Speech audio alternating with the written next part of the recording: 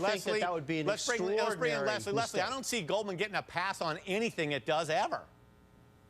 Well, it really depends, I guess, how much of, I guess, a patsy, some would say, that Congressman Frank wants to make of them. But you think about it right now, Dennis, the new axis of evil is Iran and North Korea and Goldman Sachs. But quite frankly, you know, I disagree with some of the guys here because, you know, perception is reality. And the American people's perception is not that they're rich, but it's how they got rich. And they look at trading as gambling, just as they do on Wall Street, rather than lending. Yeah, but you really want to have a paymaster. Hang on, I got to move to the next topic, Jack. And resent the level I got to move to the next topic, Leslie. Speaking of getting rich, all right?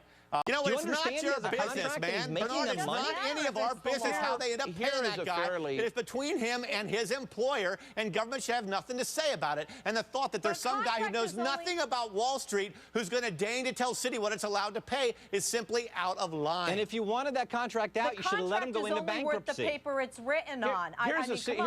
All right, that scares away. I'm sorry, but no, unfortunately, we have to wrap. Way more than that. We got to wrap. Joe of New York Magazine, thank you for being with us.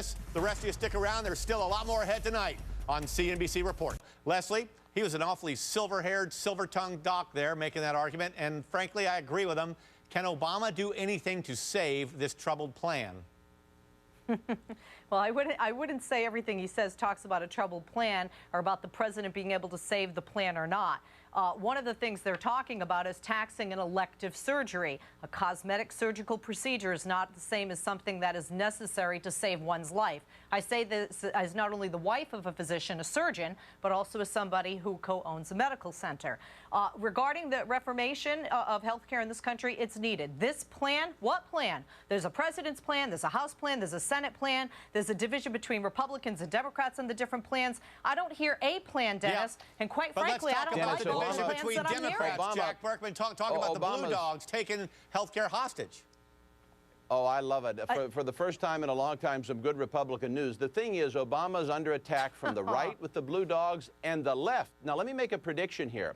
Hillary Clinton is marginalized, frustrated, and out of the health care game. I'll make a prediction. You can play back the tape. Within 90 days, she will leave the State Department. She will re-enter New York politics. She will win as governor or senator, and she will primary Obama, arguing that he betrayed the left on the promise of health care because Obama this fall, whether he likes it or not, to save his presidency, this is I'm sorry. This is the fantasy. This is the fantasy of the far right. That is a fantasy. The Blue Dog Democrats are now exercising. I disagree with you there. This is what I would call realpolitik. And I think it was a huge mistake for the president to not position the entire health care reform from the beginning around cost control. Here's the thing, Leslie, isn't there a chance here that this plan improves? Leslie, isn't there a chance that this plan improves because of the opposition of the Blue Dog Democrats? Can't get worse. When you just focus, you know, I don't care what political party, if they're only caring about their political party, even though I'm a liberal Democrat, and not people and health care that needs to be reformed and not just the cost that needs to be reformed, we're going down a very dangerous slope, my friends, because let me tell you, unless you look at every area, when you have 6 insurance lobbyists to every 1 congressional member, every 1 senator, that's what Secretary Clinton ran our Guys, you know what?